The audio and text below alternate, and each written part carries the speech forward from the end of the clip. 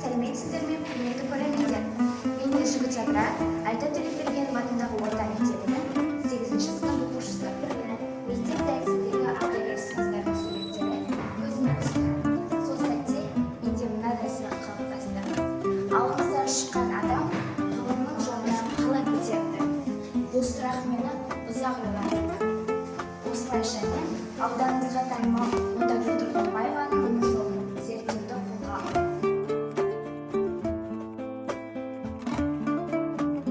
Алдымен мен ғалымның «Жылдар мен жолдар» кітабын оқыдым.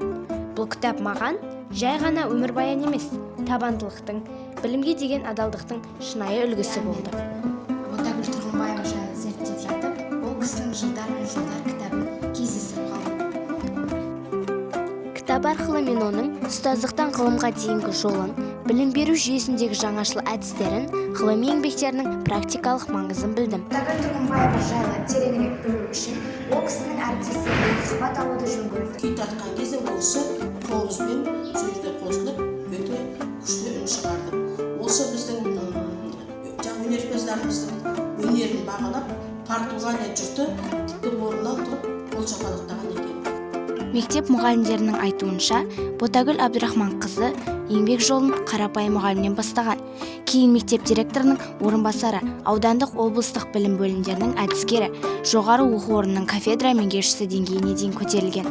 Білім беру саласындағы әр кезеңдегі өзгерістерге мойымай, жаңа реформаларға бейімделіп, ғылым мен тәжірибені ұштастыра білді.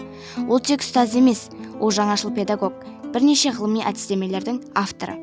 Ботагүл Тұрғанбаеваның ғылыми еңбектерінің басты ерекшелігі теория мен тәжірибені біріктіруінде, мұғалімнің кәсіби құзыреттілігін дамыту, инновациялық педагогикалық технологиялар, мұғалімдердің біліктілігін арттыру жүйесі.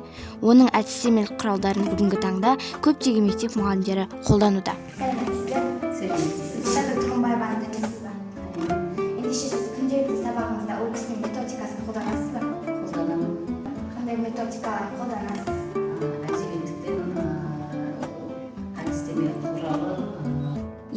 Бұл сұхбаттан түсінгенім, Ботагүл Тұрғанбаеваның бойында білім саласы ғана емес, өнер саласында да өзіндік орны бар екен.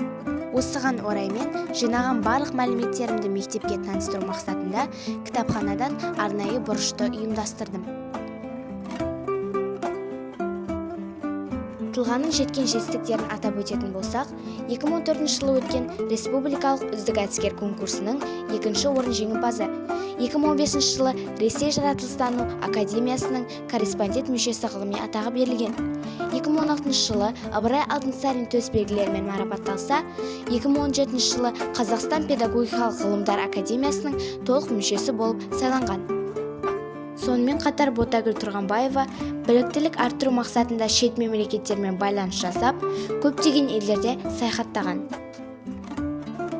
Ботагүл Абдрахманқызы Тұрғанбаева 250-ге жуық ғылыми еңбектің авторы. Соның ішінде 3 монография, 11 оқу құралы, 15 ғылыми әдістемелік және ғылыми практикалық құралдары жарық көрген. Тұлға өз еңбектерін республика көлемінде ғана емес, халықаралық деңгейде таныта білді. Абай атындағы Қазақ ұлттық педагогикалық университетінің профессоры, педагогика ғылымдарының докторы. Мені қызықтырған сұрақ: ауылдан шыққан қыз бала қалай халықаралық деңгейде ғалым бола алды? Жауабы табандылық, үздіксіз ізденіс, білімге деген шексіз махаббат. Мен Ержігіт Жадыра, менің отаныма, менің бастамам. Мен Ботагүл Тұрғанбаеваның өмір жолын зерттей отырып, ауылдан шыққан әрбір баланың үлкен мақсатқа жете алатынын түсіндім. Егер сен армандасаң, еңбек етсең, білімге ұмтылсаң, сен де ғылым төріне көтеріле аласың. Менің бастамам туған жерден шыққан тұлғаларды насихаттау арқылы жас ұрпаққа үлгі көрсету.